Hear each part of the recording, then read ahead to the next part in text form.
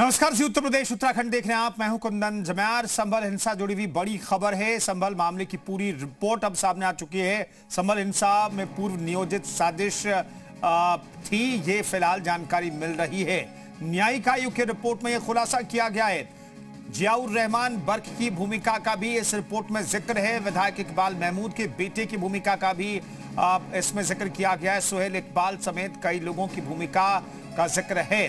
संभल हिंसा में पूर्व नियोजित साजिश का नतीजा संभल हिंसा थी, ये कहा गया है। न्यायिक आयोग की रिपोर्ट से यह खुलासा हुआ है। 24 नवंबर 2024 को मस्जिद के बाहर बवाल हुआ था। विशाल हमारे साथ मौजूद हैं इस खबर पर बातचीत करने के लिए। विशाल, कुछ खास बातें हमने दर्शकों को बता दी है कि इस रिपोर्ट में क्या और क्या खास बातें हैं इस रिपोर्ट में?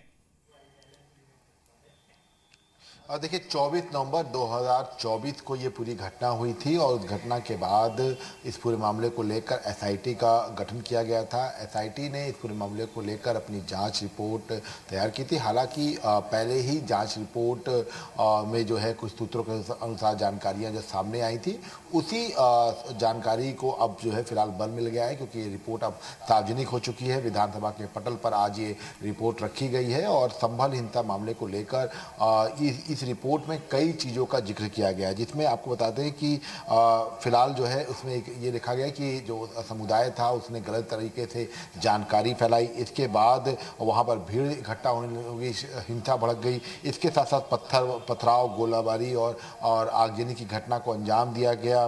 4 लोग की मौत हो गई। इसके साथ साथ इसमें इस बात का भी जिक्र किया गया कि हिंसा में 28 पुलिसकर्मी घायल हुए थे, 7 को गोली लगी थी।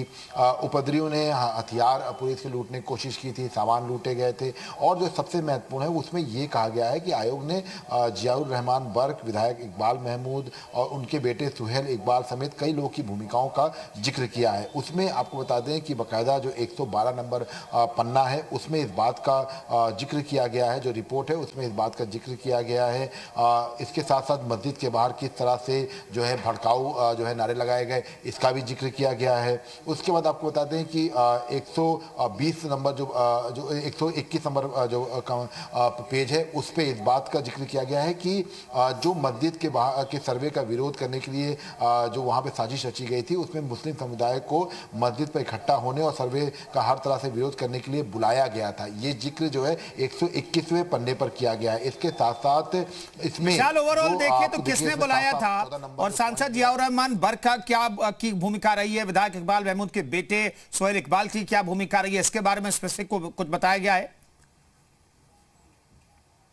देखिए, बिल्कुल। देखिए, 14 नंबर जो पॉइंट है उसमें ये लिखा हुआ है कि वर्तमान मामले में, मतलब उस वक्त के मामले में, श्री जियाउर रहमान बर्क सांसद संभल, श्री जफर अली एडवोकेट सदर जामा मस्जिद, श्री महसूद अली फारूकी एडवोकेट सचिव जामा मस्जिद और प्रबंध समिति के अन्य सदस्य, श्री सुहेल इकबाल स्थानीय विधायक और इकबाल महमूद के पुत्र प्रतिनिधि ने एएसआई संरक्षित स्मारक के सर्वे का विरोध करने के लिए सर्वे कार्रवाई के दौरान साजिश रची और मुस्लिम समुदाय को मस्जिद पर इकट्ठा होने का और सर्वे का विरोध करने के लिए बुलाया था। विरोध करने में तो इस बात का जिक्र इस रिपोर्ट में साफ तौर पर किया गया है। 14वां देखिए जो 14वां पॉइंट है 121वें नंबर पन्ने पर, और उसमें इस बात का भी जिक्र किया गया है कि गवाहों की गवाही से यह स्पष्ट है कि श्री जियाउर रहमान बर्क और जफर अली मशरूद अली फारूकी जामा मस्जिद प्रबंध समिति के अन्य सदस्य तथा सुहेल इकबाल इनके जो है इनकी राजनीतिक महत्वाकांक्षाओं से प्रेरित,